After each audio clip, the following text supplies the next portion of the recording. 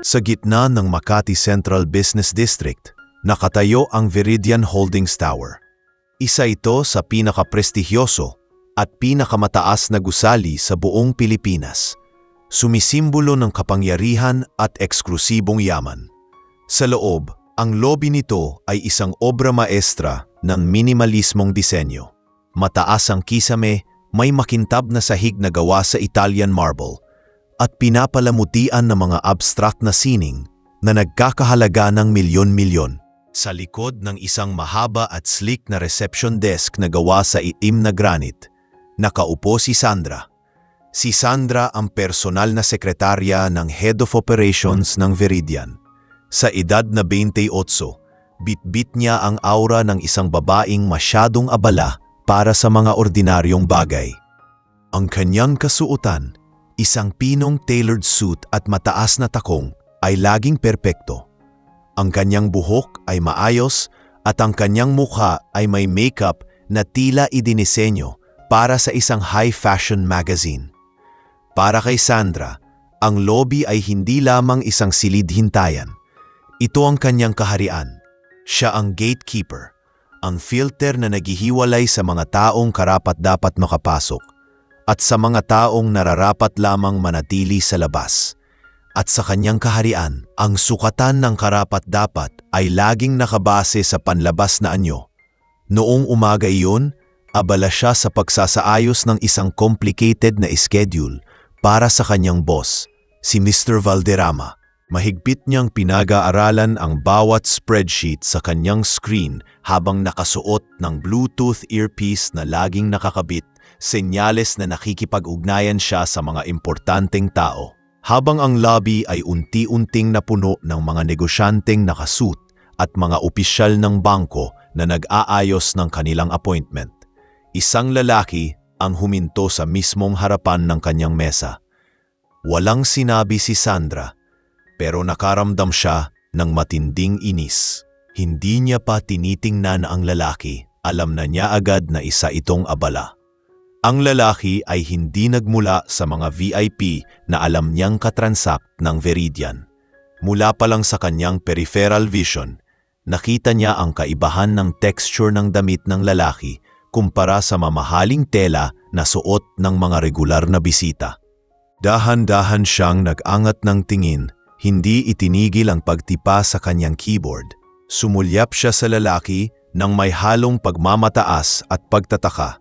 Ang lalaki ay nasa kalagitnaan ng 30. Hindi siya matanda, ngunit hindi rin bata. Ang kanyang pananamit ay sobrang simple. Nakasuot siya ng isang plain, light blue na polo shirt na hindi branded, maluwag na khaki pants at luma ngunit malinis na leather shoes.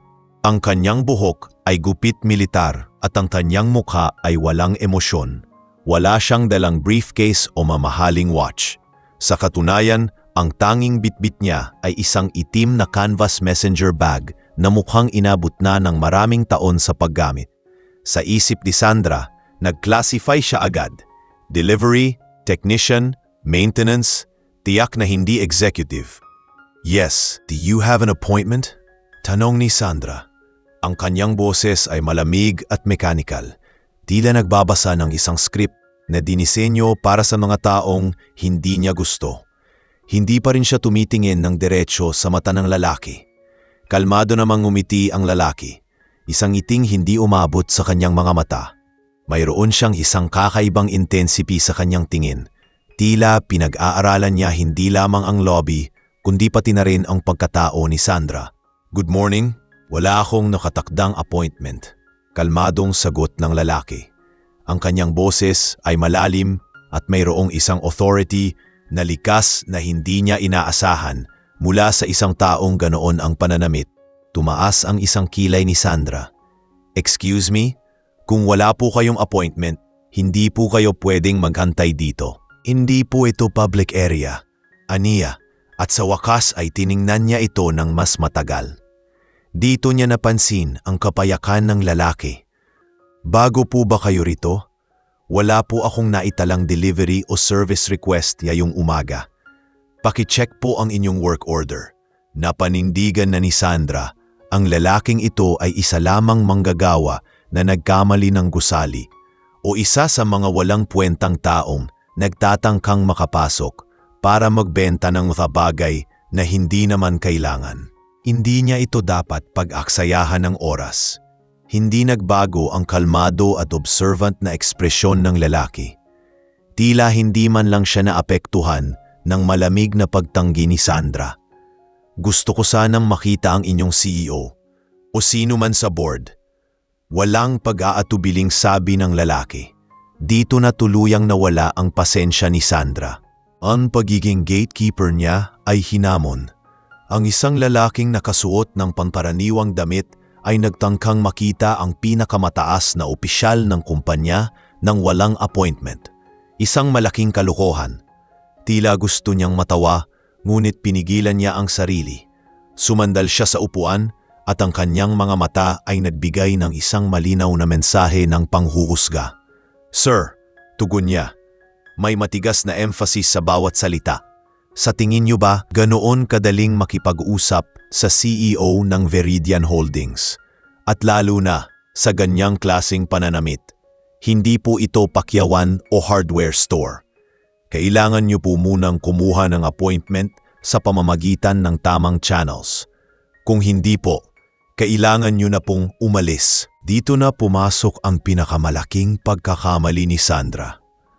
Ang direktang pag-atake sa pananamit at anyo ng lalaki. Hindi niya alam ang simpleng lalaking iyon ay si Gino, ang nag-iisang shareholder at ang bagong CEO na nakatakdang umupo sa pwesto. Ngunit para kay Sandra, isa lang itong taong hindi karapat-dapat. Hindi pa man natatapos ni Sandra ang kanyang sentensya, lalong nagpumilit ang lalaki. At ang sunod na mangyayari, ang magiging simula ng pinakamalaking kahihiyan sa buhay ni Sandra, ay ang pagtutok niya ng kanyang buong atensyon at ang pagbigay ng isang explicit at verbal na insulto. Ang tila pader na itinatayo ni Sandra, sa pagitan hindi siya naaapektuhan sa pagbibigay niya ng mahabang lecture tungkol sa wastong protokol ng pagpasok sa Veridian Holdings. Ang iba ay aalis na sana agad, nahihiya at nadidismaya, pero ang lalaking ito, si Gino, ay nakatayo pa rin doon, tila naghihintay lang ng tamang oras para magsalita. "Sir, mukhang hindi niyo po naintindihan." Malamig na sambit ni Sandra. Inunasan niya ang gilid ng kanyang desk gamit ang isang sanitizing wipe na parang hinawakan ni Gino ang kanyang workspace. Ang Veridian po ay hindi tumatanggap ng mga walk-in na sales agent at lalo na ng mga taong naghahanap ng shortcut sa executive level. May mga standard po kami na dapat sundin at ang una po doon ay ang appointment. Sa mga sandaling iyon, ang mata ni Sandra ay hindi na nakatuon sa mata ni Gino kundi sa kanyang polo shirt. Sa suot niyang iyon, walang logo o anumang bakas ng anumang mamahaling brand. Sa tingin ni Sandra, ang lalaki ay nabibilang sa mga uri ng tao na nagpupumilit na makalusot sa mga guarded gate ng yaman at tagumpay, gamit ang diskarte ng pagpapanggap o pag-aakala. Walang anuman ang pinakita ni Gino, pero nagtanong siya ng isang katanungan na nagpataas sa inis ni Sandra. "Naiintindihan ko ang protokol ninyo, pero mayroon lamang akong isang simpleng katanungan na hindi na kailangan pang dumaan sa board o sa CEO. Sino ang kasalukuyang nangangasiwa sa security at data management ng executive floor?" Ang tanong ay mukhang simple, ngunit kakaiba. Ang security at data management ay mga bagay na hindi itinatanong ng isang ordinaryong delivery guy o technician. Pero dahil sa simpleng panlabas na anyo ni Gino, walang pakialam si Sandra sa nilalaman ng tanong. Para sa kanya, isa itong taktika upang mapilitan siyang kausapin ang lalaki. "Bakit niyo po tinatanong?" tanong ni Sandra na may pagdududa sa kanyang boses. "Kung may problema po kayo sa inyong wifi o sa elevator, kailangan niyo pong pumunta sa maintenance office na nasa basement. Hindi po ako ang IT support." Biglang tumigil ang lahat ng paggalaw ni Gino. Isang maikling sandali ng katahimikan ang bumalot sa kanila, pero hindi ito katahimikan na dulot ng pag-iisip, kundi ng pagpigil sa isang damdamin. Sa sandaling iyon, para kay Gino, tila hindi siya ang kausap ni Sandra, kundi ang image na nakita niya, ang stereotypical na imahe ng isang taong walang silbi. Hindi niya inalis ang tingin kay Sandra at ang intensity ng kanyang titig ay tila tumagos sa make-up at expensive suit ni Sandra. Ngunit si Sandra, na nabubulag ng kanyang kayabangan, ay hindi napansin ang kapangyarihan sa mga mata ng lalaki. "Hindi ma'am, hindi ako IT support," kalmadong sagot ni Gino. "Gusto ko lang malaman kung sino ang may responsibilidade sa mga floor plans ng ika-50 palapag. Mahalaga ito." "Mahalaga?" Halos mapatawa si Sandra ng malakas, ngunit pinigilan niya ang sarili. Ang kanyang tawa ay naging isang malamig, mapanghusgang ngiti. Ang ilang empleyado na nag-aayos ng kanilang ID ay saglit na napatingin sa direksyon ni Sandra at ni Gino. Hindi nila narinig ang buong usapan, ngunit sapat na ang salitang iyon para malaman nila kung gaano kayabang ang sekretarya. Ang ekspresyon ni Gino ay hindi nagbago, ngunit ang kanyang mga mata ay biglang nagpakita ng isang spark ng matinding pagkadismaya. Hindi sa insulto, kundi sa shallow na pag-iisip ni Sandra.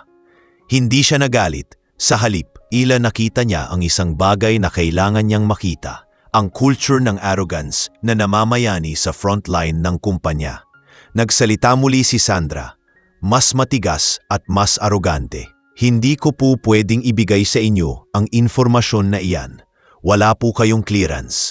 Ang executive floor po ay restricted area. Pakiulit, umalis na po kayo. Kung hindi, I will call security." Lumingon si Sandra sa security guard at binigyan niya ito ng isang look na nag-uutos na lumapit.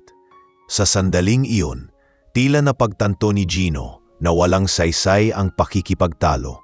Hindi na kailangan pang ipaliwanag niya ang kanyang pagkatao.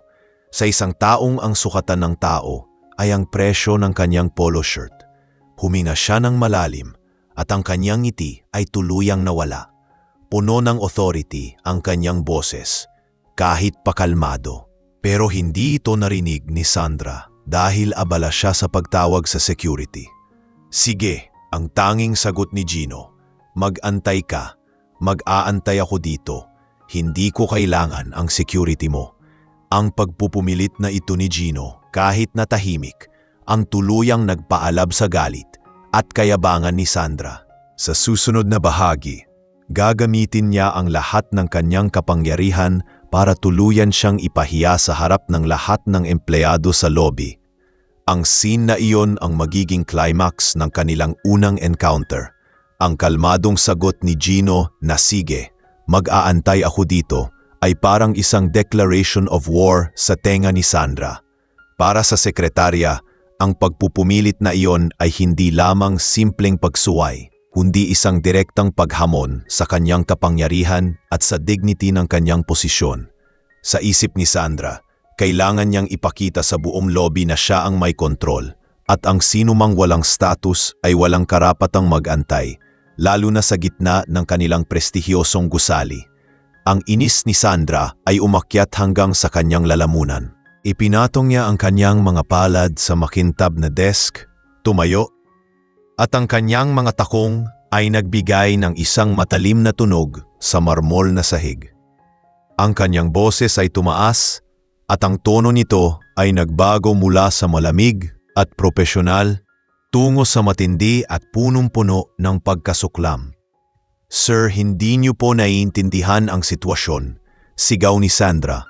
Sinigurado niyang maririnig siya ng lahat ng naghihintay na executives at empleyado na dumaan. "Hindi po ako makikipagtalo sa inyo. Ito po ay private property. At bilang authorized personnel dito, sinasabi ko sa inyo, kailangan niyo na pong umalis. Hindi po ito terminal at lalong hindi ito waiting area para sa mga taong walang lehitimong dahilan para pumasok." Naramdaman ni Sandra ang mga matang nakatingin sa kanila. Ang ilang foreign client na nakaupo sa sofa ay tumigil sa kanilang pag-uusap. Ang ibang empleyado na nagmamadaling pumasok sa elevatora ay nagpalitan ng tingin at ang mga security guard na nakatayo malapit sa turnstile ay lalong naghanda. Sa bawat segundo ng kahihiyan na nararamdaman ni Sandra, lalo siyang naging agresibo. Para sa kanya, ang shame ay dapat ipasa sa lalaki. Wala po kayong identity na pwedeng i-validate, wala po kayong appointment, at wala po kayong proper attire para makipag-usap sa sino man sa executive level. Patuloy ni Sandra, idiniin niya ang bawat salita. Huwag niyo po kaming aksayahan ng oras. Ang bawat minuto po namin dito ay mahalaga at ang pagpupumilit nyo ay isang pambabastos sa sistema ng Viridian Holdings. Sa panig ni Gino, nanatili siyang nakatayo pero lumayo siya ng bahagya mula sa desk ni Sandra. Tila binibigyan siya ng space para magpakawala ng kanyang galit. Walang emosyon ang kanyang muka. Kung mayroon man, tila nagtatala lamang siya ng bawat salita, bawat gesture at bawat ekspresyon ni Sandra. Ang kanyang talmado ay parang panggatong na lalong nagpaapoy sa galit ng sekretarya. Naintindihan ko, pwede akong mag-antay, ulit ni Gino. Ang kanyang boses ay malumanay, kabaligtaran ng tili ni Sandra. Tumingin siya sa kanyang canvas bag at pagkatapos ay tumingin sa paligid. Tila hindi siya naapektuhan ng scene na ginawa ng babae. Ang simpleng pag-ulit ni Gino ng kanyang desisyon ay nagpasabog na sa natitirang pasensya ni Sandra. Ito na ang huling straw. Kinuha niya ang phone at tumawag sa intercom. Ngunit bago pa man niya matawagan ang head of security, sumigaw siya muli sa pinakamalakas na boses na kaya niya. Security ang tanging lumabas sa kanyang bibig, kasabay ng mabilis niyang pagturo kay Gino. Paki-eskorto palabas ang taong ito. Kailangan niyang umalis ngayon. Hindi siya client at hindi siya employee. Wala po siyang karapatang mag-antay dito. Baka po isa pa siyang distraction sa aming mga importanteng bisita. Ang pagturo ni Sandra ay napakatindi. Halos akala mo'y itinuturo niya ang isang kriminal. Ang security head, si Mang Ben, ay mabilis na lumapit. Si Mang Ben ay matagal nang nagtatrabaho sa Viridian at sanay na siya sa pagka-arogante ni Sandra. Ngunit ang scene na ito ay labis. Ang lahat ng tao sa lobby, kasama si Sandra na abala sa pag-aayos ng kanyang suit bilang paghahanda sa triumph niya, ay napatingin sa speaker. Attention Viridian Holdings personnel. Ang tinig ng isang pamilyar at propesyonal na babae na tinig mula sa Board Secretariat Office ang umalingangaw. Please be advised that an emergency mandatory executive briefing is now called for all department heads, section chiefs, and executive assistants. The new CEO and majority shareholder has arrived, and the meeting must commence immediately on the 50th floor, Executive Boardroom A. Repeat, emergency mandatory briefing, 50th floor. Please proceed immediately. Ang biglaang anunsyo ng emergency meeting at ang pagdating ng bagong CEO na matagal nang pinag-uusapan sa buong kumpanya ay lumikha ng isang electric surge ng pagmamadali at pag-aalala. Si Sandra, na noong isang minuto ay punong-puno pa ng galit at kayabangan, ay biglang nagbago ang kulay ng mukha.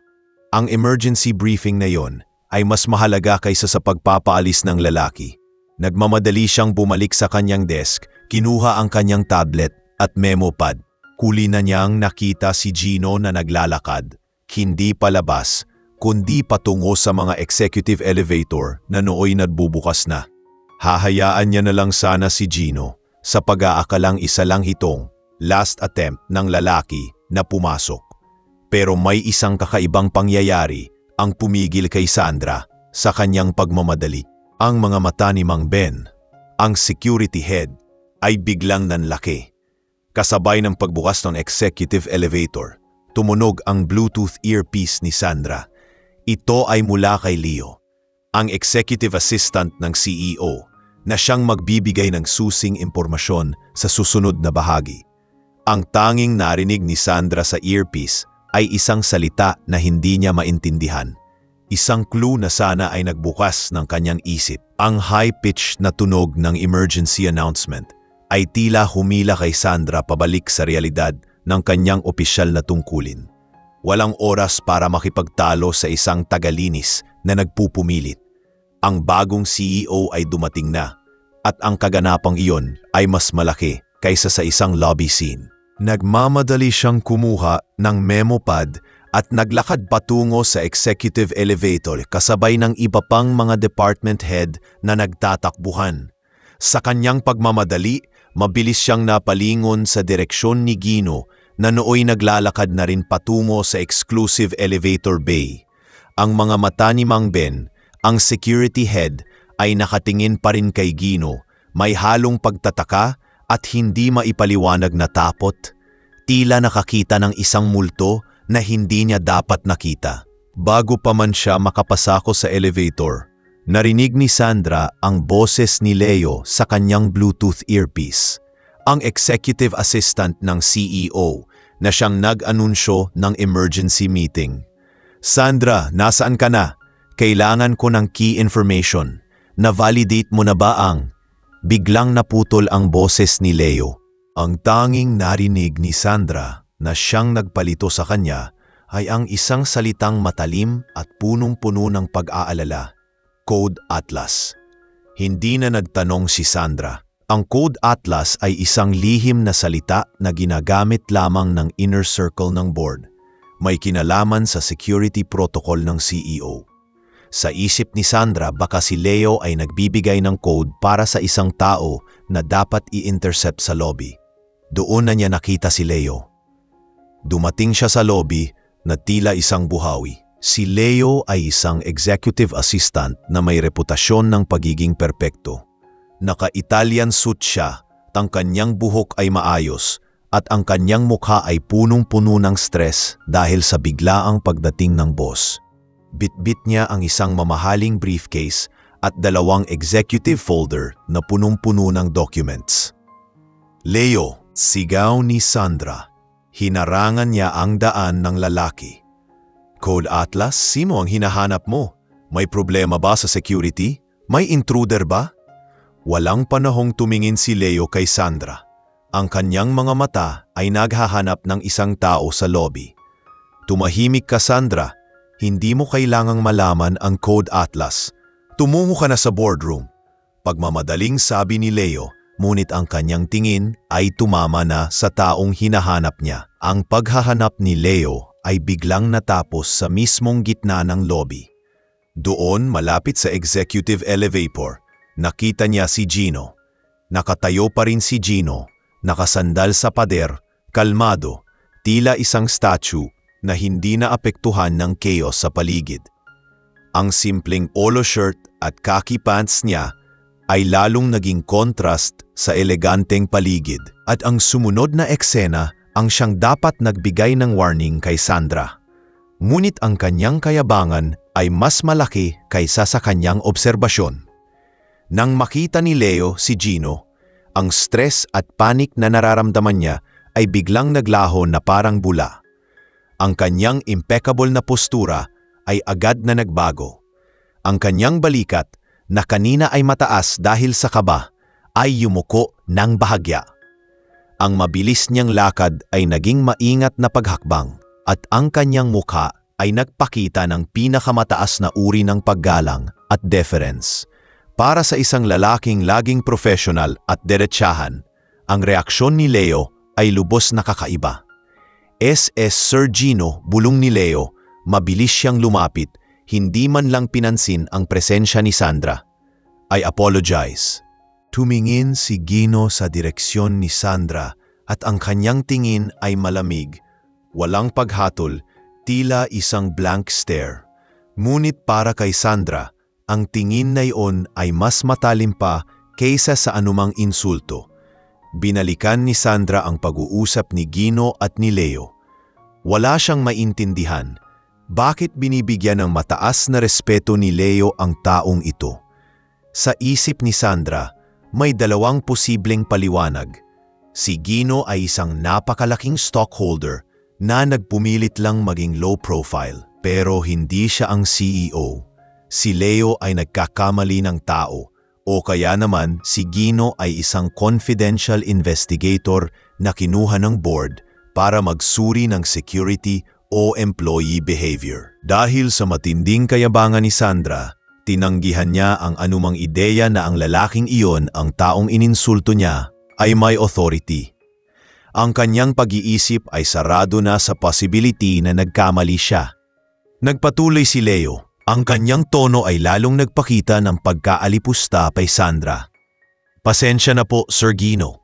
Tila mayroon po kaming empleyado rito na hindi familiar sa kung paano dapat irespeto ang lahat ng bisita, anuman ang kanilang panlabas na anyo. I will handle this later. I will handle this later. Ang mga salitang iyon ay tumimo sa isip ni Sandra. Naramdaman niya ang isang surge ng takot, ngunit mabilis niya itong pinalitan ng depensa. Hinarap niya si Leo. Leo, hindi ko alam kung sino ang kausap mo, pero ang taong iyan ay... Bago pa man makatapos si Sandra, marahas na tumalikod si Leo. Hawak niya ang braso ni Gino. Iginiya niya ito patungo sa executive elevator. Isang dedicated assistant ang nag-swipe ng card sa reader. At ang pinto ng elevator ay bumukas. Nagbubunyag ng isang private interior na bihira lang makita ng mga rank and file. Diretso po tayo sa boardroom A, sir, sabi ni Leo kay Gino. At pagkatapos ay tumingin siya sa pangkalahatang lobby na puno ng mga executive na naghihintay. Executives, please follow immediately. The CEO is on the way up. Pumasok si Gino sa elevator. Sinundan siya ni Leo. Bago magsara ang chrome doors, ang huling bagay na nakita ni Sandra ay ang blank stare ni Gino. Sa oras na iyon, mayroong bahagyang tilt ang ulo ni Gino. Tila nagtataka siya kung bakit hindi pa rin naiintindihan ni Sandra ang sitwasyon. Naiwan si Sandra, nakatayo sa gitna ng lobby. Ang kanyang memo pad ay hawak-hawak, ang kanyang mukha ay namumutla at ang kanyang isip ay gulong-gulo. Kung ang lalaking iyon ay hindi ang CEO, sino siya? At bakit ang executive assistant ng CEO ay nagpakita ng ganoong klaseng paggalang? Hindi niya alam, pero siya na ang sunod na papasok sa boardroom upang makita ang katotohanan. At ang katotohanan iyon ay magiging masakit. Ang shock at paggalito na iniwan ni Gino at ni Leo sa likod ng nagsarang executive elevator ay mabilis na napalitan ng matinding pagmamadali. Sa loob ng ilang segundo, ang prestigyosong lobby ng Viridian Holdings ay naging isang scene ng organisadong chaos. Ang mga department head na bihirang tumakbo ay nagmamadaling pumasok sa common elevators. Nakikipagsiksikan para lang makaabot sa ika-50 palapag. Si Sandra, na nasanay sa order at control, ay napilitang sumunod sa daloy ng mga tao. Ang kanyang isip ay nahati sa dalawa. Ang kahihiyang nararamdaman niya mula sa encounter nila ni Gino at ang mas malaking fear na maparating siyang huli sa emergency briefing ng bagong CEO. Ang huli ang nanaig. Kalimutan mo na siya, Sandra, ang internal monologue niya. Isa lang siyang high-ranking official na gustong maging low profile. Siguro shareholder siya o kaya naman ay isang auditor na nag-iimbestiga. Walang kinalaman ang pagkatao niya sa akin. Ang importante ay ang CEO. Mabilis siyang tumungo sa executive elevator na nakalaan para sa department heads. Ang kanyang opisina ay nasa ika-40 palapag, ngunit ang briefing ay nasa boardroom A sa pinakatuktok. Habang umaakyat ang elevator, sinikap niyang ayusin ang kanyang isip. Ang Viridian Holdings ay matagal nang pinamumunuan ng isang matandang board na nagretiro kamakailan. Ang pagdating ng bagong CEO na sinasabing may-ari ng buong holding company na bumili sa Viridian ay isang malaking turning point. Lahat ay nag-aabang sa pagbabago at lahat ay gustong magpakita ng kanilang pinakamahamu sa version upang mapanatili ang kanilang posisyon. Kinapa ni Sandra ang kanyang phone at binuksan ang company directory at intranet. Walang photo o profile ng bagong CEO. Ang tanging informasyon ay ang kanyang codenames sa mga internal documents, the major shareholder at the owner. Kailangan kong maging perpekto, naisip niya. Mabilis niyang binuksan ang kamera ng kanyang phone at tiningnan ang kanyang sarili. Inayos niya ang kanyang collar at ang pilikmata. Ang kanyang panlabas na anyo ay ang kanyang pinakamalakas na weapon sa propesyonal na mundo at gagamitin niya ito para humanga ang boss. Ang pagmamadali ni Sandra ay lalong tumindi nang marating niya ang ika-50 palapag. Ang executive floor ay karaniwang tahimik, ngunit ngayon, ito ay buhay na buhay. Ang mga kalalakihan at kababaihan na may matataas na posisyon ay naglalakad ng mabilis patungo sa dulo ng hallway kung nasaan ang boardroom A. Ang pagkakaroon ng ideal image ng bagong boss sa kanyang isip ay lalong nagpakalma kay Sandra na nagbigay sa kanya ng focus. Hindi niya dapat hayaang maapektuhan ng tagalinis na si Gino ang kanyang performance. Ang mahalaga ay makita at maging visible siya sa harap ng bagong boss na impeccably dressed. Pumasok si Sandra sa pinto ng boardroom A. Ang malaking silid ay may mahabang mesa na gawa sa mahogany at ang mga executive ay abalang naghahanap ng kanilang seat. Si Sandra, bilang sekretarya ng Head of Operations, ay may designated seat na malapit sa gitna ng mesa, katabi ng kanyang boss. Mabilis siyang umupo, hiningal at sinimulan niyang ayusin ang kanyang station. Inilabas niya ang kanyang tablet at sinimulan ang typing ng mga notes. Ang kanyang mga mata ay nakatingin sa tapat ng mesa.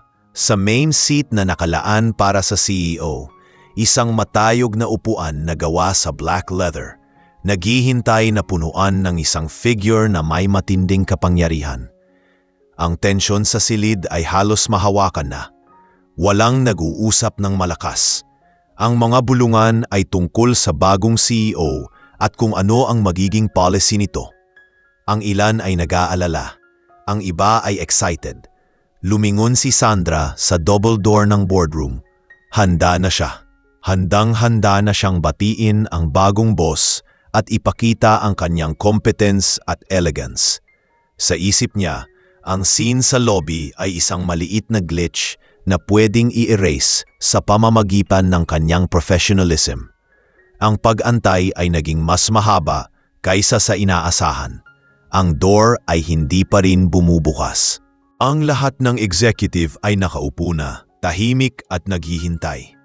Ang tensyon ay lalong tumataas. Si Sandra, na punong-puno ng adrenaline, ay nagsimulang makaramdam ng pagkairita sa katahimikan. Maya-maya, narinig niya ang voice ni Leo sa intercom na tila nagbibigay ng last-minute instruction sa mga security guard sa labas ng pinto. Ang boses ni Leo ay strained at nagpapakita ng labis na paggalang. Pagkatapos ng ilang segundo, biglang pumasok si Leo, naglakad patungo sa CEO seat at doon ay nagbigay ng final word na magiging hudyat ng sandali ng katotohanan. Ito na ang sandali ng katotohanan. Hihinga ng malalim si Sandra. Iniisip na ang lalaking naka three-piece suit ang papasok. Ngunit ang pagbubukas ng pinto ay magdadala ng isang revelasyon na magwawasak sa kanyang mundo at sa lahat ng kanyang mga paniniwala. Ang excitement ni Sandra ay umabot na sa pinakamataas na antas. Tiyak niyang ang lalaking naka-charcoal suit ang papasok. Inayos niya ang kanyang salamin at naghanda ng isang professional smile, ang tipo ng ngiti na nagsasabing, "Ako ang pinakamataas na sekretarya na makikita mo." Si Leo, ang executive assistant, ay tumayo sa gilid ng CEO seat. Ang kanyang muka ay seryoso, halos walang emosyon. Tumingin siya sa lahat ng mga executive at sinabi, "Mga gano at ginoo, ang pagdating ng ating bagong CEO ay magiging simula ng isang bagong era para sa Viridian Holdings. Ang taong ito ay hindi lamang isang investor Siya ang nagmamay-ari ng major shares ng ating holding company. Ang kanyang vision ay unparalleled at ang kanyang commitment ay total. Ang mga salitang ito ay lalong nagpakumbinsi kay Sandra na ang papasok ay isang high-profile na tao na may napakagandang aura. Ang kanyang imahinasyon ay lumikha ng isang perfect na boss, matangkad, may charming smile, at may dalang briefcase na gawa sa balat. Naghanda na si Leo para sa formal na pagpapakilala. Bumalik siya sa pinto at marahan itong binuksan. Ang tensyon sa boardroom ay nagbago. Nagmistulang church ang silid, tahimik at punong-puno ng pag-asa at nerbiyos. Ladies and gentlemen, ang malakas at malinaw na announcement ni Leo na sinundan ng isang malalim na pagyukod. Ito po ang ating bagong CEO at chairman ng Veridian Holdings, Ginoong Gino Mendez. Pumasok ang isang figure mula sa pinto. Sa loob ng isang segundo, nag-revolve ang mundo ni Sandra. Nawala ang lahat ng tunog. Nawala ang aura ng boardroom. Ang lahat ng kanyang anticipation ay naging abo. Ang taong pumasok ay hindi ang lalaking naka-charcoal suit. Hindi rin ito ang ideal image na binuo niya sa kanyang isip. Ang taong pumasok ay si Gino. Oo, si Gino. Ang lalaking nakaitim na plain polo shirt at khaki pants. Ang lalaking may faded backpack na pinagtawanan niya sa lobby. Ang lalaking tinawag niyang walang appointment at istorbo kanina. Wala siyang suit, wala siyang briefcase. Ang tanging kaibahan lang sa anyo niya ngayon ay ang air ng unquestionable power na biglang bumalot sa kanya. Wala siyang suot na crown, pero para siyang hari. Si Sandra ay literal na na-freeze sa kanyang upuan. Ang kanyang ngiti ay biglang nabura, ang kanyang mga mata ay nanlaki, at ang kanyang panga ay literally bumagsak sa shock. Napuno siya ng matinding horror na hindi niya pa nararanasan sa buong buhay niya.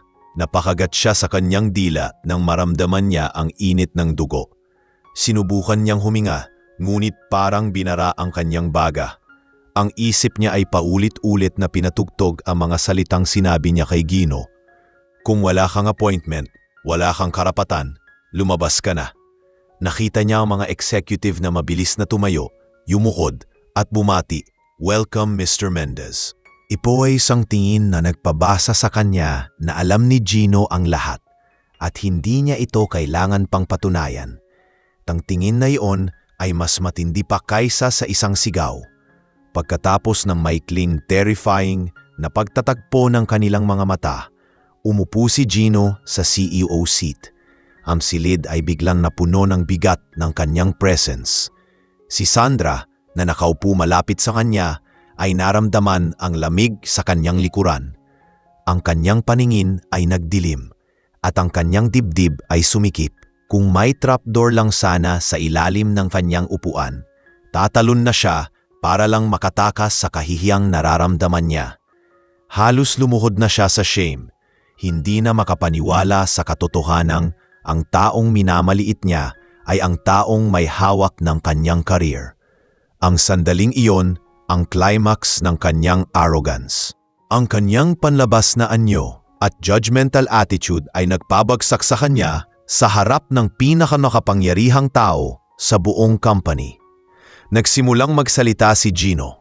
Ang kanyang boses ay kalmado, malakas, at may malalim na authority. Salamat Leo. Ngayon, pag-usapan natin ang mga immediate targets.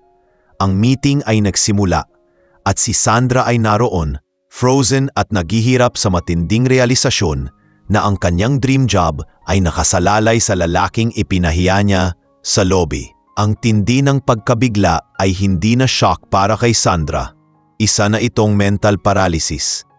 Ang taong tinawag niyang tagalinis at ininsulto sa lobby ay ngayon ang taong nakaupo sa harap niya sa CEO seat, ang pinakamakapangyarihang pwesto sa Veridian Holdings.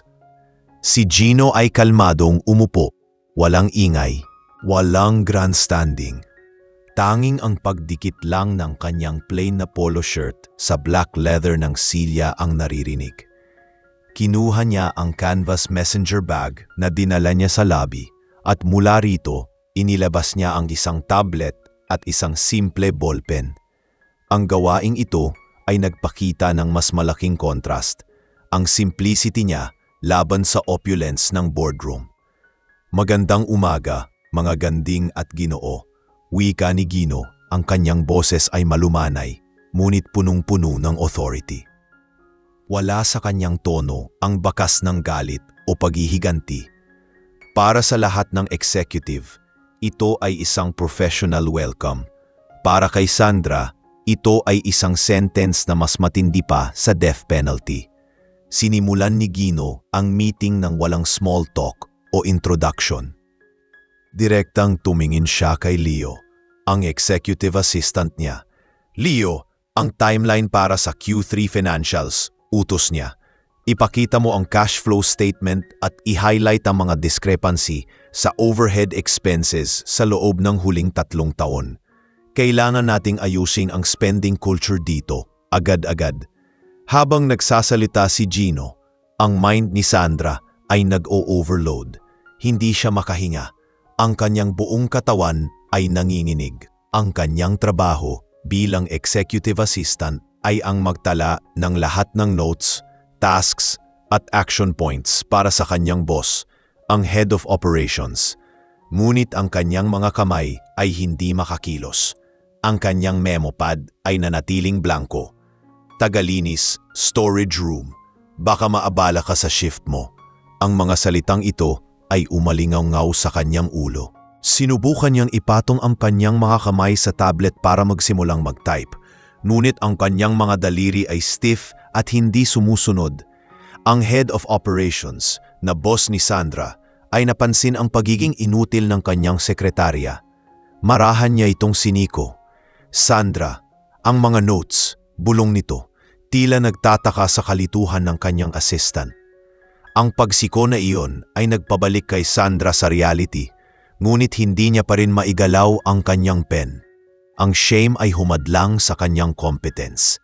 Ang babaeng laging handa, laging professional, at laging perpekto ay mayon ay isang functional failure sa harap ng CEO. Nagpatuloy si Gino sa kanyang discussion, tila walang kalam sa internal turmoil ni Sandra. Ang kanyang speech ay sharp, intelektual, at punong-puno ng analysis. Nagbigay siya ng isang malinaw na impresyon. Ang lalaking ito ay hindi lamang mayaman. Siya ay brilliant. At sa human resources, patuloy ni Gino, gusto kong magsimula tayo sa review ng corporate culture. Mayroon tayong deep-seated problem na hindi natin matatakasan. Ang value ng Veridian ay hindi lamang sa financial statement.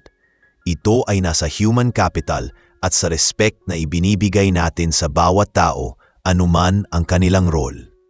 Ang mga huling salitang ito ni Gino ay tumama sa boardroom na parang kidlat. Ang executive ay nagbalita ng tingin at alam nilang may darating. Si Sandra na nakikinig sa mga salitang iyon ay biglang naramdaman ang lamig sa kanyang likuran. Ang general topic ni Gino ay biglang naging personal na atake. Ang meeting ay tumagal ng halos 20 minuto at sa loob ng 20 minuto na iyon, si Sandra ay nanatiling nakaupo, hindi gumagalaw, hindi nagtatala. Ang kanyang kawalan ng profesionalismo ay obvious na. Nang matapos si Gino sa initial assessment niya, huminto siya at tumingin sa kanyang tablet. Ang kanyang tingin ay tumama sa screen na nagpapakita ng live footage ng lobby. Ang silence ay bumalik sa silid.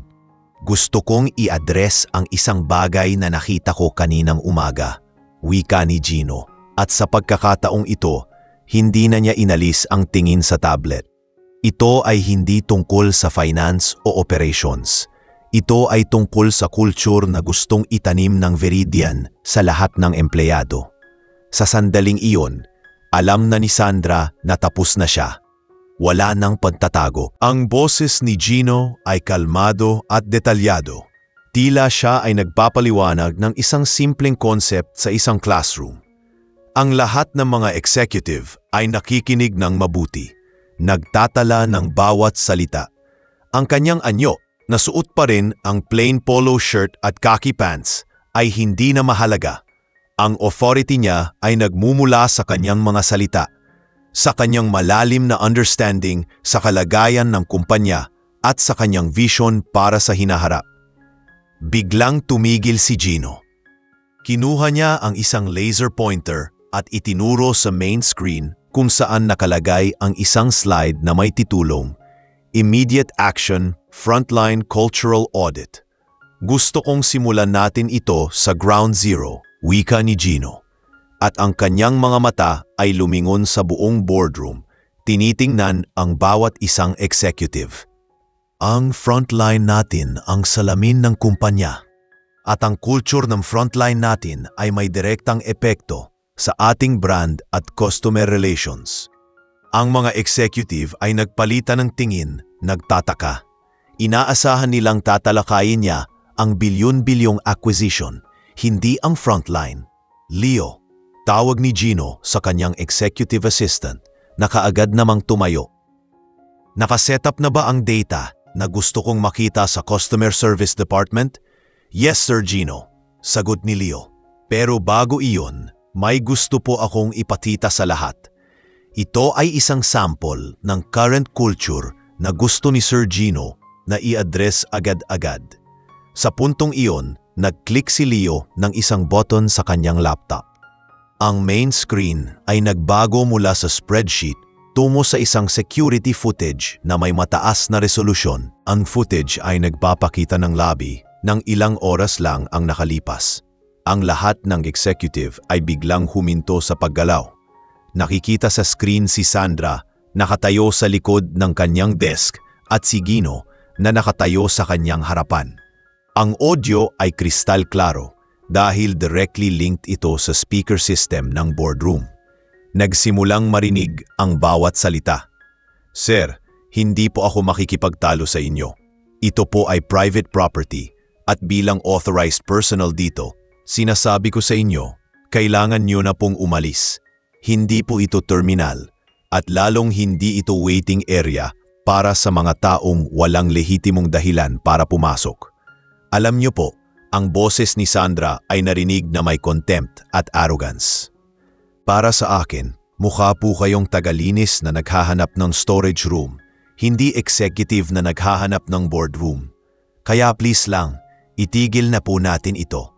Baka maabala pa kayo sa shift niyo. Ang mga salita ay tumama sa boardroom na parang bullet. Ang mga executive ay hindi makapaniwala. Ang head of operations na siyang immediate superior ni Sandra ay biglang namutla at naghanap ng butas sa sahig.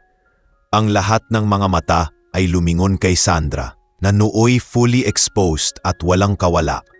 Si Sandra ay hindi na humihinga. Ang kanyang buong katawan ay nanginginig. Para siyang trapped sa isang masamang panaginip. Ito na ang moment ng kanyang complete humiliation, live at broadcasted sa harap ng pinakamataas na opisyal ng Veridian. Nang matapos ang clip, nanatili ang imahe sa screen. Ang huling frame ay ang pagturo ni Sandra kay Gino. Isinara ni Gino ang laser pointer. Ang katahimikan sa silid ay deafening. Ang footage na iyan ay kinuha mula sa ating main security system. Wika ni Gino, ang kanyang boses ay kalmado pa rin, walang galit, ngunit may iron authority. Ito ay isang halimbawa ng misplaced priority, lack of respect at unprofessionalism sa frontline natin. Sa Veridian, ang dress code ay hindi nagdidikta ng value ng isang tao. Ang value ay nasa intellect at respect. Tumingin si Gino sa unang pagkakataon ng direkta kay Sandra. Ang tingin na iyon ay hindi nagpapatawad ngunit hindi rin naghihiganti. Ito ay isang tingin ng disappointment. Miss Sandra, tawag niya. Sa wakas, kailangan ni Sandra na tumayo. Ang kanyang mga binti ay halos hindi niya maigalaw. Tumayo siya, nanginginig at yumuko ng bahagya. Sir, tanging lumabas sa kanyang bibig.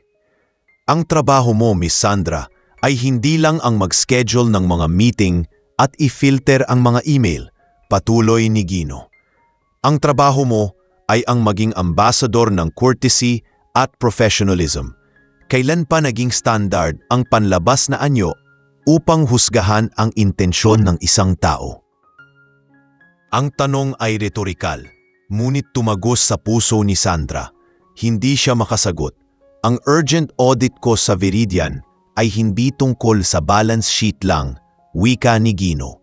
Ito ay tungkol sa human capital at kung paano natin tratuhin ang bawat tao, mula sa cleaner hanggang sa chairman. Miss Sandra, ang iyong behavior ay nagpapakita ng isang deep-seated cultural problem na kailangan nating i-fix. Nagbigay si Gino ng isang final instruction na siyang pormal na magtatakda ng parusa at magpapabago sa role ni Sandra sa kumpanya. Leo, pakilipat si Miss Sandra sa Records and Archiving Department sa basement. Utos ni Gino, ang boses ay diretso at final. Wala siyang executive duty sa loob ng 6 na buwan. Hindi ito dismissal, kundi isang reassignment. Bigyan siya ng trabahong walang kinalaman sa face-to-face interaction o decision-making, at bigyan siya ng task na siyang susubok sa kanyang humility at attention to detail. Ang paglilipat sa basement, sa Records and Archiving, ay isang sentensa mas masakit pa sa firing. Ang paglilipat na ito ay hindi lamang pagbaba ng posisyon. Isa itong social execution. Sa Viridian Holdings, ang basement ay sinonimo sa limot at sa mga trabahong itinuturing na walang glamour. Ito ay isang mundo na kabaligtaran ng kanyang dating high-rise na opisina sa ika-40 palapag. Sa umaga ng kanyang unang araw, sinubukan ni Sandra na magsuot pa rin ng kanyang power suit at mataas na takong. Ngunit nang makita niya ang kanyang refleksyon, hindi na ito ang confident at aroganteng babae. Ang kanyang perfect makeup ay hindi makatago sa stress at sa fear nang hindi niya alam kung ano ang darating. Sa huli, nagsuot siya ng simple blouse at flat shoes, isang formal na pagkilala sa kanyang bagong mapagpakumbabang status. Ang Records and Archiving Department ay nasa pinakailalim ng Viridian Tower, malapit sa parking lot at utility systems. Ang lugar ay hindi maliwanag at ang amoy ng luma, nakaimbak na papel at mildew ay bumati sa kanyang pagpasok. Ang vibe ay parang isang mausoleum ng mga lumang transaksyon at forgotten history. Doon niya nakilala si Mang Fidel, ang head archivist. Si Mang Fidel ay isang matandang lalaki na payat, tahimik, at may balbas na tila hindi na inahit ng matagal. Siya ang tipo ng tao na lumalaki sa mga anino ng mga aklat at document folder. Wala siyang pakialam sa corporate politics at social hierarchy. Para sa kanya, ang bawat document ay mahalaga at ang katahimikan ang kanyang banal na grail. Ikaw si Miss Sandra. Ang tanging sinabi ni Mang Fidel, hindi man lang siya piningnan ng diretsyo. Ang kanyang tingin ay nakatuon sa isang ledger na may sulat kamay. Alam ko na ang utos. 6 na buwan ka rito. Ito ang task mo. Iniabot ni Mang Fidel kay Sandra ang isang makapal na binder na punong-puno ng handwritten notes. Ang task ay simple pero monumental at humiliating. Ang Viridian Holdings ay nagre-restructure ng lahat ng legacy files mula 1980 to 2005. Paliwanag ni Mang Fidel, ang kanyang boses ay malumanay. Ang mga file na yan ay nasa mga box sa dulo ng aisle. Kailangan mong i-cross-reference ang bawat document sa physical box nito. I-scan ang mga ito at itag ng tama sa digital system. Napatingin si Sandra sa dulo ng aisle. Ang aisle na iyon ay isang mahabang tunnel ng mga metal shelf na punong-puno ng mga dusty at generic na brown box. Ang bawat shelf ay umabot sa taas ng kisame at ang amoy ng alikabok at luma ay lalong naging mabigat. Sa kanyang mga mata, ang mga box na iyon ay hindi lamang mga lalagyan ng papel. Ito ang physical manifestation ng kanyang downfall. Ilang box po lahat iyan, Mang Fidel? Tanong ni Sandra. Ang kanyang boses ay parang isang bulong. Mga 5,000, Miss Sandra, kalmadong sagot ni Mang Fidel. At marami sa mga documents na iyan ay legal papers na walang index o summary. Kailangan mong basahin ang title at i-determine ang category para itag. Sa mga sandaling iyon, naramdaman ni Sandra ang literal na bigat ng kanyang parusa. Ang task na iyon ay isang matinding test, hindi lamang sa kanyang patience, kundi sa kanyang humility at attention to detail. Dalawang bagay na binanggit ni Gino sa boardroom na kulang sa kanya. Kumuha siya ng isang cart at nagtungo sa aisle. Kinuha niya ang unang box at ang bigat nito ay nagbigay ng kirot sa kanyang likuran.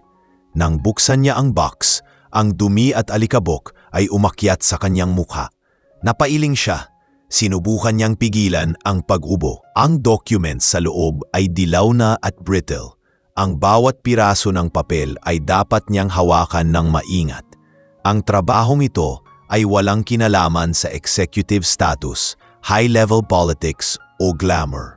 Ito ay puro manual labor at tedious task, isang literal na pagpasok sa pinakaugat ng legacy ng kumpanya kung saan ang panlabas na anyo ay walang halaga. Nagsimula si Sandra sa trabaho. Naglagay siya ng face mask at gloves na binigay ni Mang Fidel. Habang nagtatrabaho siya, naaalala niya ang mga salitang sinabi niya kay Gino. Para sa akin, mukha po kayong tagalinis na naghahanap ng storage room. Ngayon, siya na ang gumagawa ng trabaho na mas mababa pa sa inaakala niyang tagalinis. Habang naghahalungkat siya sa mga file, napadpad siya sa isang folder na may titulong Confidential Internal Audit Project Atlas. Ang salitang Atlas ay nagbalik sa kanya sa lobby scene, ang code word na narinig niya mula kay Leo. Ang file na iyon ay naglalaman ng mga in-depth reports tungkol sa structural weaknesses ng Veridian Holdings noong nakaraang dekada. Ngunit sa gitna lang mga boring reports na iyon, nakita niya ang isang personal journal na nakasingit sa gitna ng mga ledger. Ito ay isang journal na may sulat kamay na tila sinulat ng isang bata. Ang journal na iyon ay hindi dapat naroon. Sa pabalat, nakasulat ang pangalan, Gino. Sa pagkakita ng pangalan, biglang huminto ang tibok ng puso ni Sandra. Ang journal na ito ay hindi audit report. Ito ay isang personal item. Ang lalaking CEO ay nagiwan ng isang bagay na personal sa archives. Ang journal na iyon ay magiging susi sa pag-unawa sa pinagmulan ng kanyang boss at sa matinding drive nito na baguhin ang corporate culture. Ang pabalat nito ay faded na kulay navy blue at may mga gasgas, tila paulit-ulit na itong nahawakan. Ang kakaibang amoy na sumalubong sa kanya ay hindi lang amoy ng luma, kundi amoy ng history at ng isang buhay na matagal nang nakalimutan. Ang unang ilang pahina ay punong-puno ng mga doodles at childish drawings na ginamitan ng crayon, mga larawan ng isang simpleng bahay at mga bilog na mukha. Ngunit ang mga sumunod na pahina ay nagpapakita na ng mas mature na sulat kamay. Ang unang entry na tumama sa kanya ay may petsang noong 1993, taong 10 taong gulang pa lang si Gino. Ang sulat ay may luha at punong-puno ng pag-aalala. Sabi po ni tatay, hindi na po siya papasok sa Veridian. Sinabi raw po sa kanya ng mga boss na wala na siyang silbi. Hindi po maintindihan ni nanay. Akala ko po ang mga tao sa Veridian ay nagbibigay ng respeto. Bakit po ganoon? Ang tanging gusto lang po ni tatay ay ayusin ang mga spreadsheet na laging mali. Hindi po ba mahalaga ang katotohanan kung kailangan mo lang po ng respeto? Basa at basa pa rin ang mga salitang iyon. Tila sinulat ng isang bata na nagtatanong kung bakit ang effort ng kanyang ama ay binaliwala. Biglang naramdaman ni Sandra ang kirot. Ang ama ni Gino, na isang empleyado ng Veridian noon, ay ila binaliwala at itinapon ng board dahil sa pagiging matapat o kaya naman ay dahil nagdulot ng inconvenience ang kanyang mga natuklasan. Ang audit folder ng Project Atlas na pinagsingitan ng journal ay nagbigay ng mas malinaw na context. Ito ay isang internal investigation sa maling financial reporting noong 1990s. Tila ang ama ni Gino ay whistleblower na pinatahimik. Dito nagsimula si Sandra na makaramdam ng matinding pagkaawa. Hindi para sa sarili niya, kundi para sa young na si Gino. Nagpatuloy siya sa pagbabasa. Ang mga entries sa sumunod na dekada ay nagpapakita ng pag-iisa at ng matinding drive ni Gino. Sa bawat entry, ang pain ay nagiging purpose. Sa tuwing nakikita ko po ang Viridian Tower, parang isang malaking halimaw ito na kumain sa pamilya namin. Pero hindi ko po ito tatakasan. Mag-aaral po ako ng gusto at hindi ako titigil hanggat hindi ko naiintindihan ang bawat legal term at financial loophole na ginamit nila para sirain ang aming reputation. Hindi ko hahayaang maramdaman pa ng sinumang ordinaryong empleyado ang nararamdaman namin noon. Ang kumpanyang ito ay nakalimutan na ang halaga ng human dignity. Sabi nila, ang yaman ay nasa assets. Pero ang totoo, ang power ay nasa respect at sa trust. Nagbago ang estilo ng sulat ni Gino habang tumatanda siya. Mula sa childish script, ito ay naging neat at precise, puno ng strategy at business notes. Mayroong isang entry na sinulat niya noong siya ay nasa elite university na sa ibang bansa. Ito na ang simula ng Code Atlas. Ang holding company ay nagbebenta ng shares dahil sa matinding debt. Ang aking target ay ang majority acquisition. Kukunin ko ang Viridian, hindi para magyabang, kundi para buwagin ang old culture at i-rebuild ito mula sa ground up. Ang una kong gagawin ay ang i-establish ang isang rule. Ang respeto ay hindi binibili at hindi ito nakabatay sa dress code. Sa entry na iyon, biglang nag-ugnay ang lahat ng pieces ng puzzle sa isip ni Sandra. Ang Code Atlas, tang salitang narinig niya kay Leo sa earpiece. Part 4 ay hindi isang security alert. Ito ang code name ni Gino para sa kanyang ultimate plan na i-acquire ang kumpanya. Ang pagiging low profile niya sa lobby ay hindi isang aksidente. Ito ay isang calculated test. Ang lalaking ininsulto niya ay hindi lamang naglalaro. Siya ay nasa gitna ng isang decade-long mission ng personal justice at corporate restructuring. Ang simplicity ng kanyang polo shirt ay hindi statement ng kakulangan. Ito ay statement ng power na hindi na kailangan ng validation ng material na bagay. Napahinto si Sandra sa pagbabasa. Tiningnan niya ang kanyang sarili, ang kanyang simple blouse na suot, ang kanyang flat shoes, ang alikabok sa kanyang buhok. Kung 3 araw lang ang nakalipas, siya ay puno ng contempt para sa image na ito. Ngunit ngayon, ang image na iyon ay ang tanging acceptable na anyo sa kanyang new reality. Naramdaman niya ang matinding kahihiyan, hindi dahil sa public humiliation na ginawa ni Gino, Part 8, kundi dahil sa pagkabulag niya. Ang kanyang shallow judgment ang nagresulta sa pag-insulto niya sa vision ni Gino at sa pain ng kanyang pamilya. Isinara ni Sandra ang journal ni Gino. Ang bigat nito sa kanyang kamay ay hindi na galing sa papel, kundi sa bigat ng katotohanan. Si Gino ay hindi naghihiganti, siya ay nagtuturo, at ang kanyang lesson ay malinaw. Bago ka maging effective executive, kailangan mo munang maging isang decent human being na marunong magbigay ng respeto. Ang task niya sa basement, ang pag-cross-reference ng mga lumang document mula 1980 hanggang 2005 ay biglang nagkaroon ng new meaning. Hindi ito punishment, ito ay research. Pagsapit ng sumunod na umaga, bumalik si Sandra sa basement na may isang pakiramdam na kakaiba. Hindi na iyon kahihiyan, kundi isang matinding sense of purpose. Hindi na siya nagsuot ng anumang formal na damit. Ang suot niya ay isang plain na t-shirt, lumang jeans at sneakers. Ang simple blouse at flat shoes ng nakaraang araw ay tila formal pa rin. Ang kanyang makeup ay minimal at ang kanyang buhok ay nakatali sa isang ponytail. Sa panlabas na anyo, siya ay nagbago na. At ang pagbabagong iyon ay sumasalamin sa internal shift niya. Ang basement ay hindi na isang mausoleum ng mga limot na file. Ito na ngayon ang kanyang war room.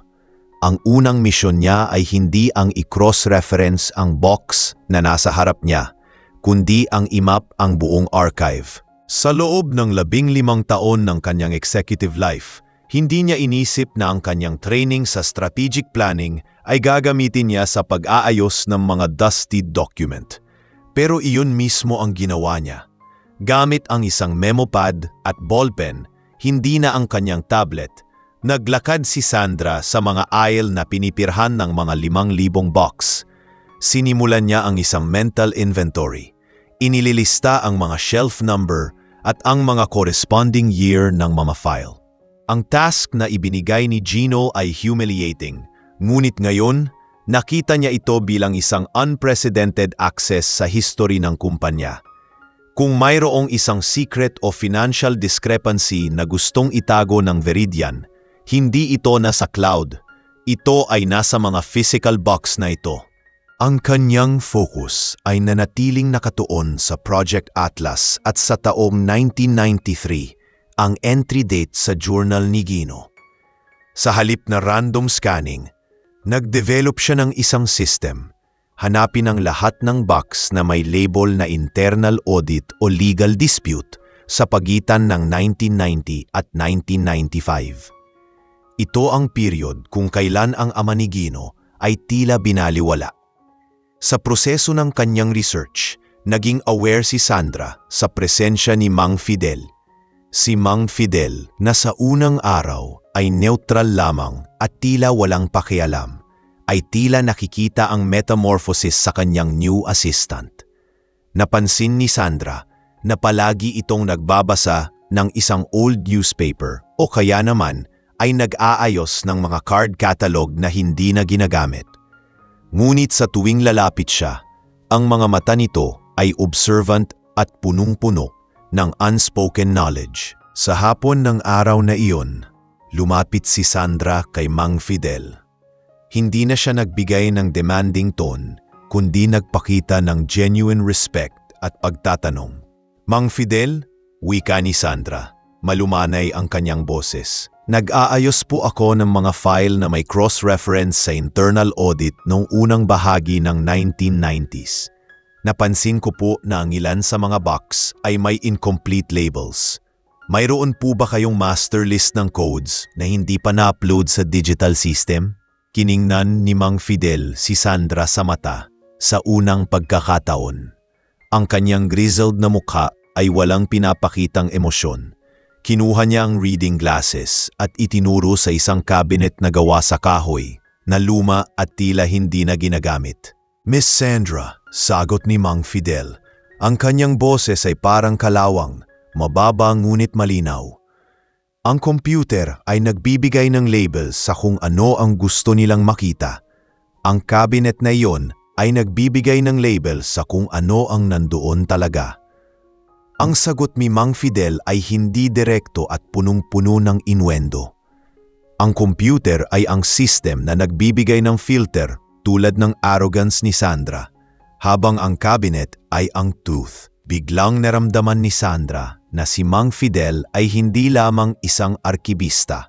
Siya ay isang guardian ng history ng Veridian. Marahil ay matagal na itong nagtatrabaho sa basement, sapat na para masaksihan ang downfall ng ama ni Gino. Naglakad si Sandra patungo sa cabinet na may awe at respect. Naghanap siya ng index card na may nakasulat na Project Atlas at 1993. Pagkatapos ng halos isang oras na paghahanap, nakita niya ang isang index card na tila nabasa na ng paulit-ulit. Ang card ay nagbigay ng isang precise lokasyon na nagkumpirma sa kanyang suspicion. Hindi ito lamang isang audit. Ito ay isang full-scale internal investigation sa isang massive corruption na kinasasamputan ng board noong 1990s. Ang ama ni Gino ay hindi lamang isang auditor. siya ang pangunahing source ng informasyon. Sa ilalim ng card, may handwritten note na tila idinagdag kamakailan. Hinanap na. Dito mo makikita ang katotohanan. Napahawak si Sandra sa kanyang dibdib. Hindi niya alam kung ang note na iyon ay galing kay Mang Fidel o baka galing kay Ginoo nung pumasok siya sa archives para iwan ang journal. Ang note ay malinaw na imbitasyon na ituloy ang research. Ang lokasyon na nakalista sa FARD ay nasa isang isle na matagal nang inakala ni Sandra na off-limits dahil may chain at padlock ito. Ngunit ang padlock ay luma at may kalawang. Tila isang simbol lang ito ng security, hindi isang actual deterrent. Naramdaman ni Sandra ang adrenaline rush. Hindi na siya nagtatrabaho para sa salary o status. Nagtatrabaho na siya ngayon para sa truth. Ang task niya ay hindi na humiliating, kundi heroic. Ang heroism ng isang detective na naghahanap ng hastis para sa kanyang boss. Ang journal ni Gino ang nagbukas ng door at ang kanyang drive ang nagbigay sa kanya ng access. Ngunit ang real danger ay nagsisimula pa lang. Ang mga file na ito ay critical at sensitive at ang mga taong involved sa korupsyon na iyon ay malamang na nasa loob pa rin ng kumpanya. Nang buksan ni Sandra ang unang maliit na red box, halos hindi na niya kailangan ang ilaw ng basement para makita ang laman nito. Ang mga file ay crispa at color-coded ang mga tab. Nagpapahiwatig na ang mga ito ay bihirang hawakan at highly classified. Sa folder na may markang Ledger Analysis, Project Atlas, nakita niya ang unang proof na nagpapatunay sa suspicion ni Gino. Ang mga document ay nagpapakita ng isang masalimuot na scheme kung saan ang bawat milestone ng Project Atlas ay sinasabayan ng massive withdrawal ng pondo sa mga offshore account. Ang kabuuang halaga ng pandaraya ay staggering. Nagkakahalaga ng hundreds of millions. Ang mga pangalang nakalista sa Internal Audit Report ay hindi lamang mga mid-level executive. Ang mga ito ay mga high-ranking official na bumubuo sa Board of Directors noong panahong iyon. Ang mga taong ito na ngayon ay retired na o kaya naman ay may mga successor na may parehong name ay ang mga pillars ng Viridian Corporation. Sa gitna ng mga numero at legal na jargon, nakita ni Sandra ang pangalan, Enger Gabriel de la Cruz, Chief Internal Auditor. Nakasaad doon na siya ang primary source na nag-leak ng impormasyon ang nagbigay ng hard evidence na magpapabagsak sana sa board. Ngunit sa halip na imbestigahan ng board, ang kumpanya ay gumamit ng preemptive strike. Sinalaysay nila na si Engineer De La Cruz ang mastermind at mabilis itong pinatalsik at siniraan ang reputasyon. Ang journal ni Gino ay hindi lamang sentimental value. Ito ay vindication para sa kanyang ama. Habang binabasa ni Sandra ang mga document, naramdaman niya ang matinding guilt. Kung hindi siya nagpadala sa arrogance niya at disdain para sa basement, sana ay matagal na niya itong natagpuan. Ang test ni Gino ay hindi lamang tungkol sa patience o humility. Ito ay isang test ng moral courage at commitment to truth. Sa gitna ng kanyang revelasyon, biglang narinig ni Sandra ang tunog ng elevator sa itaas ng basement door. Sa pagkakataong ito, hindi ito ang gentle whir na pangkaraniwang ginagawa ng maintenance crew. Ito ay isang heavy, deliberate movement na sinundan ng tunog ng mga footstep na pumasok sa main room ng archives. Agad na tumindig si Sandra. Naramdaman niya ang lamig sa kanyang likod. Wala siyang inaasahang sinuman na pupunta sa basement ng ganitong oras. Mabilis siyang gumatang pabalik sa aisle na may chain. Itinulak ang cart na may mga sensitive file sa pinakasulok. Ang dilim at ang mga shelf ang tanging proteksyon niya. Nagtago siya sa likod ng isang column ng mga brown box, panting at pinipilit pakalmahin ang sarili. Narinig niya ang footstep na papalapit, mas mabagal at mas calculating kaysa sa typist na humahanap ng lumang HR file. Ang tao ay tila naghahanap ng isang bagay, flashlight beam ang humapyaw sa aisle kung saan siya nagtatago. Hindi niya makita ang mukha ng tao, tanging ang outline lamang ng isang tall figure na nakasuot ng dark suit. Ang tao ay naglakad sa main aisles, tila familiar na sa layout ng archive. Tumigil ito malapit sa location kung saan nakatago ang mga Project Atlas box. Ramdam ni Sandra ang tibok ng kanyang puso. Kung makikita siya, matatapos na ang lahat. Mawawala ang evidence at malamang ay mawawala rin siya. Pagkatapos ng ilang minutong tense silence, kung saan tanging ang faint hum lamang ng ventilation system ang maririnig, umalis ang dark figure. Ang footstep ay lumayo at ang tunog ng elevator door ay muling nagsara. Hindi gumalaw si Sandra hanggat sa naramdaman niyang ligtas na siya.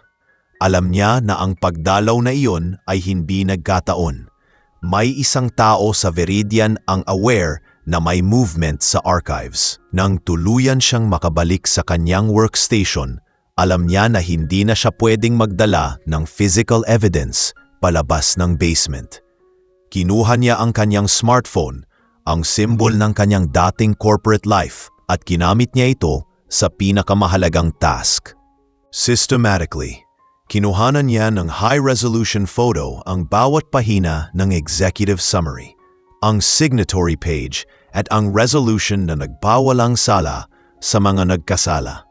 Ang flash ng kanyang kamera ay tila dagger sa kadiliman, ngunit kinailangan niya itong gawin. Ang digital copies na ito ang kanyang insurance at weapon. Habang inilalagay niya pabalik ang mga box at inaayos ang chain sa aisle, nakita niya si Mang Fidel na nakaupo sa kanyang desk. Ang matanda ay tila abala sa pag-ayos ng mga card catalog. Ngunit habang naglalakad si Sandra papalabas, narinig niya ang boses ni Mang Fidel, mahina ngunit sapat na para marinig niya. "Miss Sandra," sabi ni Mang Fidel nang hindi man lang tumitingin, "ang liwanag ay nasa bulsa mo." Handa na siyang humarap kay Gino at simulan ang final fight laban sa mga nagtago ng katotohanan. Lumusong si Sandra sa lobby ng Viridian. Hindi na siya ang dating executive na may air of self-importance. Sa halip, dala niya ang bigat ng katotohanan. Direkta siyang nagtungo sa penthouse office ni Gino, na ngayon ay halos deserted na sa oras na iyon. Ang door ay bahagyang bukas at nakita niya si Gino na nakatitig sa skyline ng Maynila. Ang silid ay puno ng tension at exhaustion.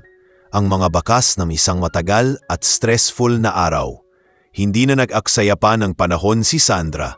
Ibinaba niya ang kanyang handbag sa table at inilabas ang kanyang phone. "Nahanap ko na, Gino, ang proof. Lahat ng sinabi ng tatay mo sa journal ay totoo." Mahina ngunit may diin niyang sinabi, sapat lang para marinig ni Gino. Lumingon si Gino at ang kanyang mga mata ay nanliit. Ang pagod ay pansamantalang nawala, napalitan ng isang matinding intensity. Lumapit siya sa table. Ang kanyang mga kamay ay nakahawak sa gilid nito. "Ano ang nahanap mo, Sandra? Sabihin mo sa akin ang lahat." Utos ni Gino, hindi nagtatanong kundi nag-aapura. Inunlock ni Sandra ang kanyang phone at ipinakita ang mga photo na kinunan niya sa basement. Sinimulan niya sa internal audit report na naglilista ng mga offshore account at mga pangalan ng board of directors na sangkot sa embezzlement ng pondo ng Project Atlas. Ang mga taong ito, Gino, sila ang original na nagplano. Ang tatay mo, si Engineer de la Cruz, siya ang whistleblower. Paliwanag ni Sandra. Tinuturo ang isang entry sa document. Sinalaysay nila siya. Ginamit nila ang legal structure ng kumpanya para baliktarin ang narrative. Siya ang ginawa nilang scapegoat para takpan ang hundreds of millions na ninakaw nila. Habang tinitingnan ni Gino ang mga document, ang kanyang mga kamay ay nanginginig. Ang validation na matagal na niyang hinintay. Ang truth tungkol sa pagkamatay ng kanyang ama at ang kasiraan ng kanilang pangalan ay nasa harapan niya na.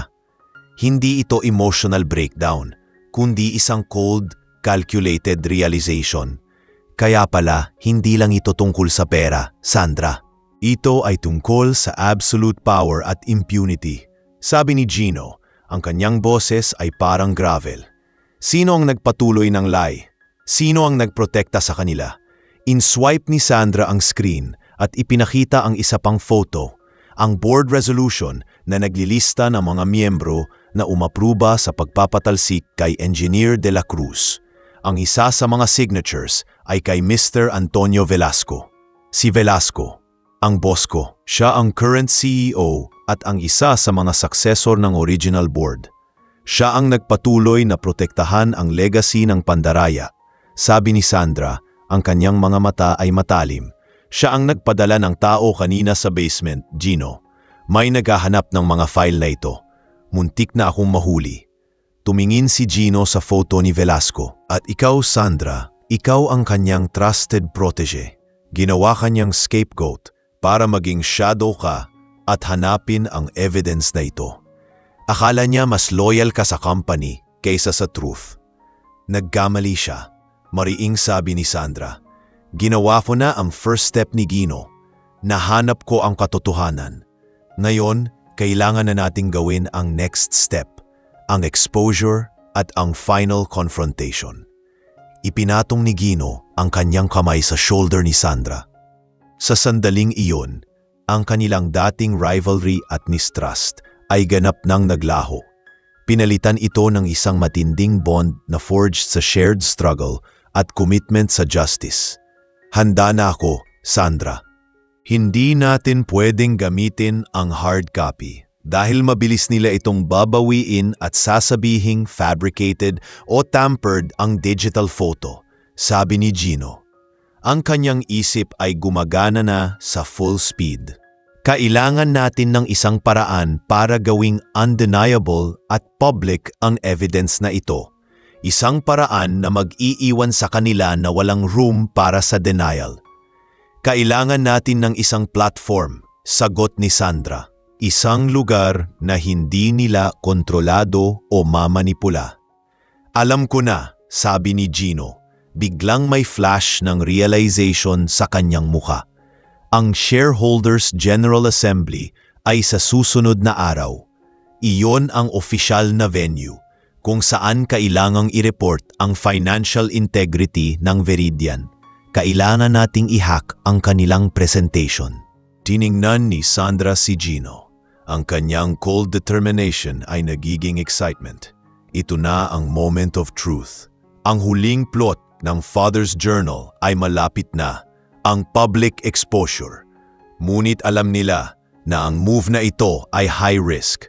Kung mabibigo sila, hindi lamang ang kanilang careers ang mawawala. Everything ay mawawala. Kailangan nilang maging precise, flawless, unpredictable. Paano natin gagawin yon, Gino? Ang IT security ni Velasco ay top-notch, tanong ni Sandra. Sa loob ng maraming taon, inakala ni Velasco na nakikipaglaban siya sa akin sa stock market at sa boardroom. Pero ang totoong laban ay palaging nasa archives at ngayon nasa digital realm, sabi ni Gino, may hint ng sinister smile sa kanyang labi. Tahimik na umupo si Gino sa likod. Suot ang isang simpleng suit kasama si Sandra na nagkunwaring nagtatala ng mga notes sa kanyang laptop malapit sa board of directors, partikular sa pwesto ni Mr. Antonio Velasco. Ang tensyon sa hangin ay mas mabigat pa kaysa sa lahat ng stock market crash na naranasan ni Gino. Nang simulang magsalita si Velasco, puno ng confidence at arrogance, sinasalaysay niya ang mga projected earnings at ang vision para sa kumpanya na nagbibigay diin sa matatag na pamumuno na nagprotekta sa Veridian mula sa mga hindi inaasahang skandal. Habang nagsasalita si Velasco, nagbigay ng senya si Sandra. Sa ilalim ng table, nakakonekta ang kanyang phone sa secure network na setup ni Gino at sa isang click, inilunsad niya ang payload. Sa gitna ng presentasyon ni Velasco tungkol sa bagong era ng integrity, biglang nag-iba ang slide sa likod niya. Naglaho ang corporate logo at napalitan ito ng isang stark at walang awang document, ang internal audit report na may banner na confidential. Nagkaroon ng bulungan sa mga shareholder at investors. Tumigil si Velasco sa pagsasalita. Ang kanyang muka ay biglang namutla. Ang teksto sa screen ay hindi malinaw sa malayo. Ngunit ang susunod na slide ay ginawa ni Gino na maging high impact. Lumabas ang screenshot ng journal entry ni Engineer De La Cruz. Kasama ang litrato niya at ang malinaw na caption, "The Truth Behind Project Atlas, Whistleblower and Scapegoat." Nagsimula ng magpanik si Velasco. Iyan ay tampered, isang outright fabrication. Security, isigaw niya, sinubukan niyang habulin ang remote para patayin ang projector, ngunit huli na ang lahat. Ang ikatlong slide ay ang money trail, isang malaking flowchart na nagdedetalye kung paano inilipat ang pondo ng Project Atlas mula sa Veridian patungo sa mga offshore account sa Cayman Islands at kasama ang malalaking signature ng mga miyembro ng original board, kabilang ang younger signature ni Antonio Velasco. Ipinakita rin ang lahat ng documents na inilabas ni Sandra, ang board resolution na nagpapatalsik sa kanyang ama, ang mga fake invoices para sa non-existent na materials, at ang proof na ang suicide note ay ginawa-gawa lamang. Ang evidence ay masyadong overwhelming at technical para ma-deny. Naging ganap na chaos ang ballroom. Tumayo ang mga shareholder. Ang mga reporters na in-invite ni Gino sa back channel ay nagsimulang mag-picture at mag-video. Ang years of deceit ay naglahok sa isang iglap. Tiningnan ni Velasco si Sandra. Ang kanyang mga mata ay nag-aapoy sa betrayal. Ngunit bago pa man siya makagawa ng anumang hakbang, sinalubong siya ni Gino sa harap ng stage. Wala kang karapatang magsalita tungkol sa integrity, Velasco, dahil ikaw ang nag-abandona sa founding principle ng kumpanyang ito. At higit sa lahat, ikaw ang nag-abandona sa justice para sa isang inosenteng tao. Mariing sabi ni Gino, hindi sumisigaw, ngunit may gravity ang kanyang boses na dumama sa buong silid. Sa sandaling iyon, pumasok ang mga authorities na inalert ni Gino. Dala ang mga warrant of arrest na ibinatay sa evidence na ipinadala ni Gino sa ombudsman ilang oras bago ang assembly. Agad na kinapkapan si Velasco at ang iba pang natitirang board members. Habang nilalabas si Velasco, tumingin siya kay Gino at bumulong, "Mawawala din sa iyo ang lahat, Gino. Ang Veridian ay akin." Ngunit numiti lang si Gino. Hindi na ako interesado sa Veridian, Velasco. Ang gusto ko ay hastisi at nakamit na namin yon. Pagkatapos ng matinding commotion, umupo sina Gino at Sandra sa isang tahimik na sulok habang ang mga auditor at lawyers ay nagsisimulang maglinis ng mess. Tumingin si Sandra kay Gino. Ang kanyang cold facade ay tuluyang nabasag.